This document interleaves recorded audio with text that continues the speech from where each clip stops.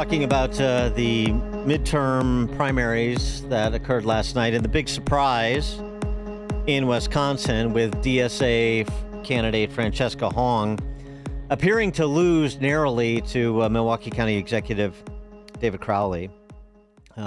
She's about 3,279. Well, exactly 3,279 votes down. Yeah, we'll see, but it looks like she's lost. And the dynamic actually is not dissimilar to what happened in the Michigan primary for Senate that El Sharia won. He started leaking oil down the stretch, and he held on and held off Haley Stevens just enough to win. And Hong was just a much less skilled candidate than El Sharia. A much less polished, much worse at tackling previous positions, much less at hiding them or explaining them away. And ultimately, in both instances, you had a surge for their opponents that were down significant numbers according to the polling, because rank and file Dem primary voters feared the electability question. Like El Sharia, can't beat Mike Rogers. And so there was movement in the direction of Haley Stevens down the stretch to make that a point and a half race, even though Saeed's polling had him, the polling that was out on that race had him up 20. Same thing with Hong, had her up 18-22, something like this. But the surge and the concern about, can this person beat Tom Tiffany and hold the governor's office for our party? And the answer was increasingly no. And in primaries, smaller electorates, boy, momentum is a funny thing, and it can flip results in a hurry, as we saw happen yesterday in Wisconsin. And let me give you an example of what I mean, too, down the stretch. And this is even more remarkable because a month ago or so, David Crowley was out of the race. And then the front runner, Sarah Rodriguez, had to bow out of the race. So he's back in because Tony Evers and the quote-unquote establishment, such as it is, are looking for a way to stop Hong. Crowley, Milwaukee County executive, former state legislator. This is what he was saying down the stretch. And this is, a direct appeal to those who had the electability concerns about Francesca Hong, even if they're otherwise willing to endure a DSA candidate. And as I travel across this state, people are afraid of socialism in Wisconsin. And so they want somebody who's going to be pragmatic, who's going to get things done. And that's pragmatic problem solver with a record of success. I'm not stipulating that that's an accurate reflection of his record. That's just the messaging. Meanwhile, Francesca Hong, right up until Election Day, is saying idiotic things. For example, she's still in the posture of defending her position of defunding the police on a podcast with a former Islamist who had a show on MSNBC, Wajahat Ali. And listen to this defense. Not skilled. What for you when it came to defunding the police? What was your actual when you supported it? What did you mean by that? In your own words, why did you support that? That was right after the murder of Jacob Blake, and we just had another police murder in my hometown of Madison of Corey Ruiz. And so two things. One, Jacob Blake wasn't murdered because he's still alive. And, some people in Wisconsin may know that factoid. He's paralyzed from the shooting. To call it a murder, he's still alive. To suggest anything was criminal belies the fact that no officers were involved in the Jacob Blake shooting because he was a thug who pulled a knife on a cop. Okay. And then the Ruiz case, which happened this year, is still under investigation. No police officer has been charged in that either. She calls them both murders.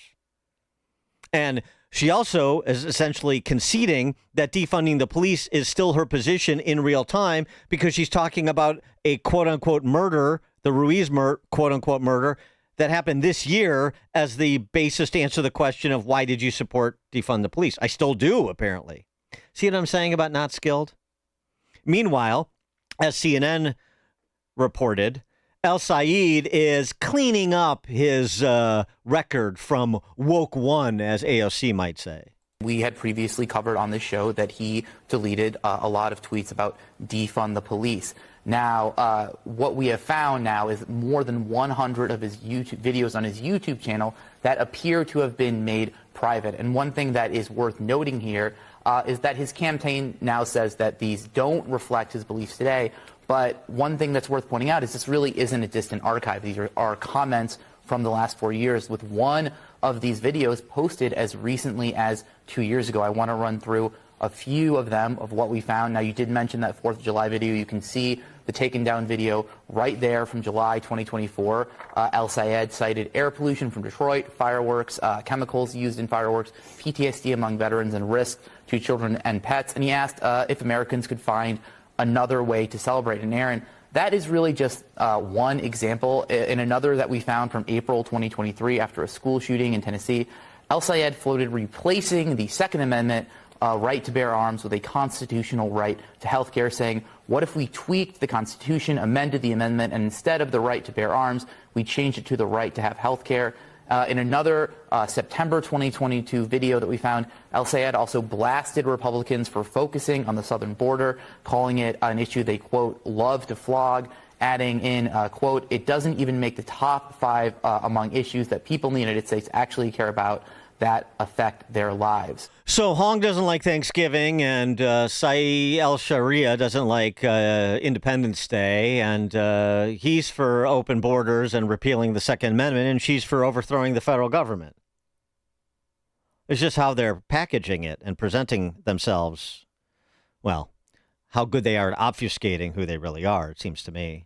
So we don't have Francesca Hong, but we still have El Sayed and, Peggy Flanagan, who's the Senate nominee in Minnesota after last night, and others.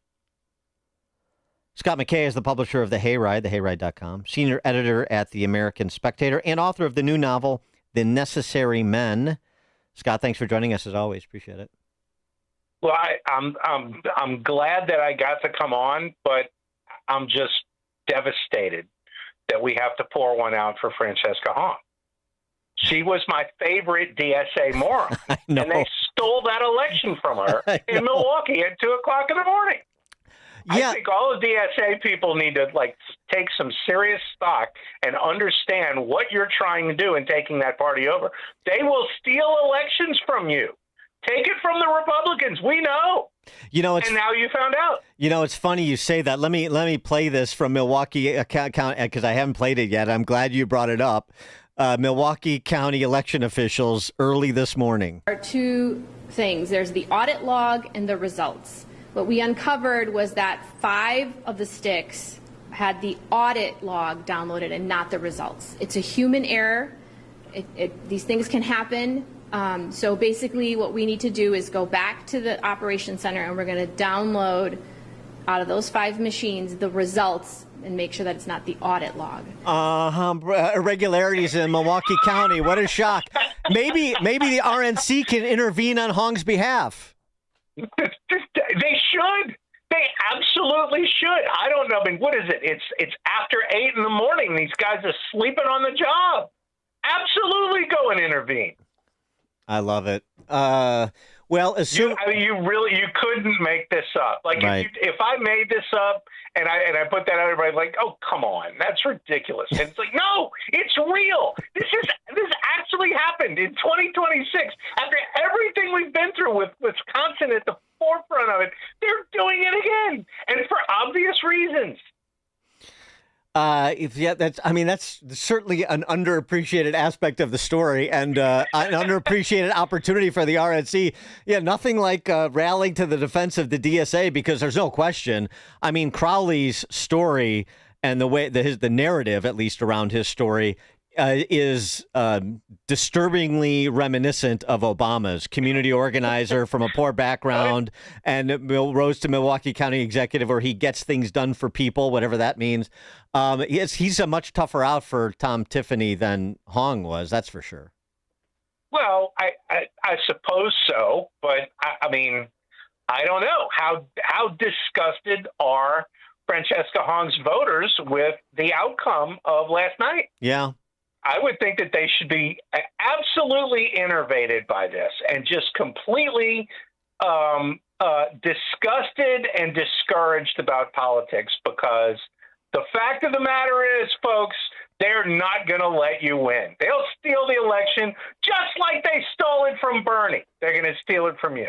No, I like that. Yeah, I like the divide and conquer rhetoric. Here's the thing, though, too.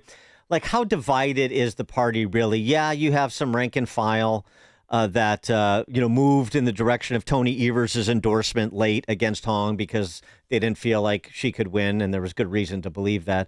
Same thing in Michigan, but were unable to defeat El Sharia there. But I mean, at the end of the day, they may this is not like a step back for the DSA. Like, oh, the quote unquote establishment is reasserting and the DSA's moment is over. That's not what I don't think this is happening at all. They will continue to come and they will ultimately win, because most of these passive, surface skimming, even primary voters are not the activist set. And ultimately, they're going to get subsumed, or they're going to get wooed by candidates that are more polished, like El Sharia than was Francesca Hong. They're going to have their day. And just as they've made such movement despite some fits and starts since, it got taken away from Bernie, as you said a decade ago. Well, the thing to note on this, like, none of these are particularly high turnout races. The problem that you run into, and I guess they solved some of it in Wisconsin, and they almost solved it in Michigan, was getting the ordinary Democrats, whether they're union people or right, whatever, like getting those guys out to vote, because in all of these hard super blue districts where the DSA was able to get people elected, like in New York, and the woman that won the Colorado nomination in Denver, yeah, like nobody shows up to vote. And part of that is, for the last decade, the sort of Chuck Schumer wing of the party has nothing but Trump derangement syndrome to sell. And along the DSA, people come and they're like, well, we hate Donald Trump too. Plus, we're going to pay all your bills for you and give you like free food at the government grocery store. And it's like, it's the stupidest agenda possible. But you're offering people free stuff plus their Trump derangement syndrome, and that's better than just Trump derangement syndrome, right? And so in some of these like awful congressional districts, this actually works. And so in these low turnout races, yeah, you're going to get DSA people in there. The problem that Francesca Hong has is that she's utterly insane. Okay, and she's not like an insane genius. She's an insane non-genius. Yes, correct. This is somebody who they put her on lithium because she's crazy, and then she ODs on her lithium. It's like okay, that's. I don't know that you maybe should be running a state if you can't manage your drug intake. And this is a problem that the DSA has is, their candidates are people who like literally can't run a lemonade stand, which is a problem for the Democrat, like ordinary Democrats. But like the DSA people are the ones who really can't run a lemonade stand. Well, the other, it seems to me, though, that like Rogers and Tiffany, some of their commentary, Rogers in the wake of El Sharia's victory and Tiffany with the anticipation Hong would win, sort of making these very vanilla appeals to center-left Democrats to say, you have a home here. We may not agree on everything, but, we're both not crazy, and this should be the not crazy coalition. It seems to me there's going to need to be more than that from Tiffany and Rogers in those Midwestern states to win in November. And I refer to a piece by Michael Baharine, formerly of the Liberal Patriot, writing over at Unheard, and his reaction to, AOC's attempt to just relegate all the defund, open borders, overthrow the federal government stuff to, that crazy weekend bender we had called Woke One. And his point is, that needs to be prosecuted. When you said it was crazy, what was crazy? Which parts were crazy and which parts weren't?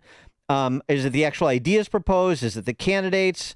Give us some more color on this, and let's really plumb the depths of this. It seems to me the case needs to be prosecuted in addition to sort of a commonsensical vision for addressing some of the economic security concerns that swing voters have in the general.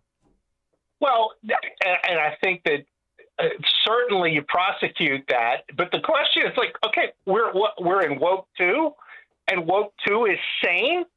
Like, we read the DSA's platform, okay? They want no Senate, they want no president, they want no Supreme Court. They want people to have no bills. Right. Like, yes, woke 1 was crazy. This is outright lunacy. Like, they've not come to their senses, these people. And I know, by the way, as AOC mentioned to Jonathan Karl, she's still a card-carrying member of the local DSA chapter in New York.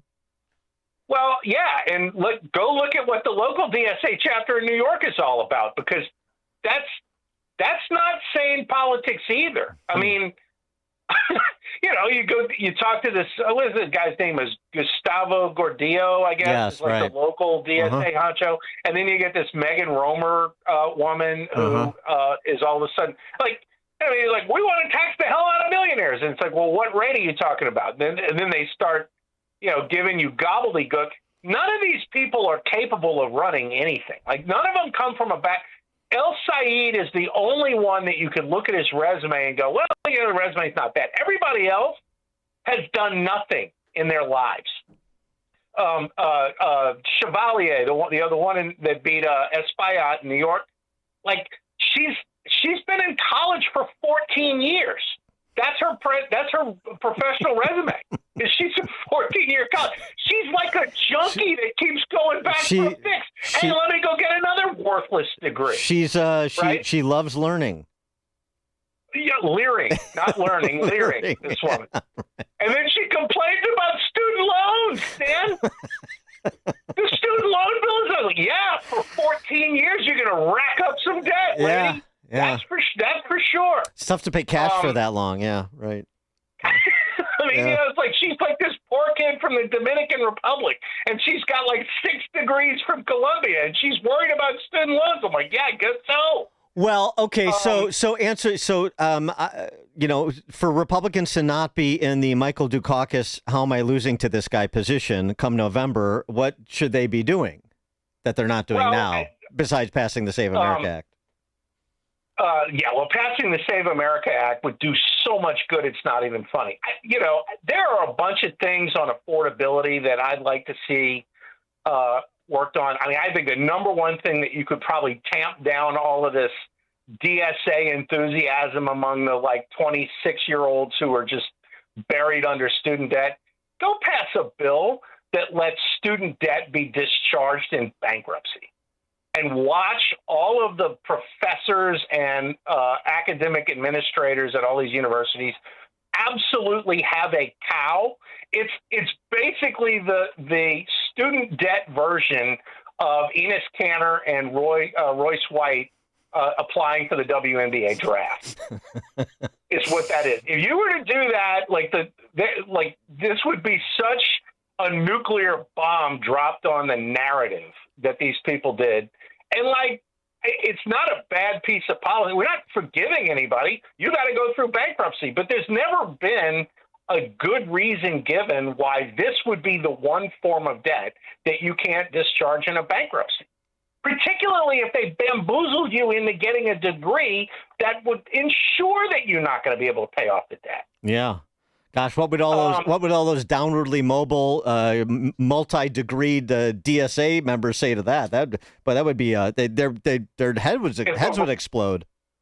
I know. If a Republican came along and said, "Fine, go, bankrupt. 7 years later, you're done," right? And oh, okay. Well, you mean I don't have this over my head? No. I mean, most of these people, if they went bankrupt, it's not going to hurt their credit rating. Yeah, and plus they got a backstop because they're going to live rent free in New York before all is said and done. well, yeah, you can live rent free with the Ratonas and the Cucarachas, but you can live rent free. You can go squat in somebody's place because they just gave you a list of places to go live. He published a list of benefits, and then he said, "Well, I'm for squatters' rights." It's like, Okay, that's an engraved invitation to go break into somebody's place and move in. And they won't do anything to you. And everybody knows this in New York now. Scott McKay, publisher of the Hayride, thehayride.com, senior editor at the American Spectator, and author of the new novel, The Necessary Man. The Necessary Man is the new novel. Scott McKay is the author. Go ahead, Scott. Dan, real quick, go check out spectator.org. We're serializing The Necessary Men there right now, and the first installment of it just dropped this morning. It's about a friendly invasion of Cuba, and you guys will absolutely love it. All right, there it is, The Necessary Man, spectator.org, spectator.org for the serialization version that will wet your whistle to buy the book. Scott McKay, thanks as always. Appreciate it.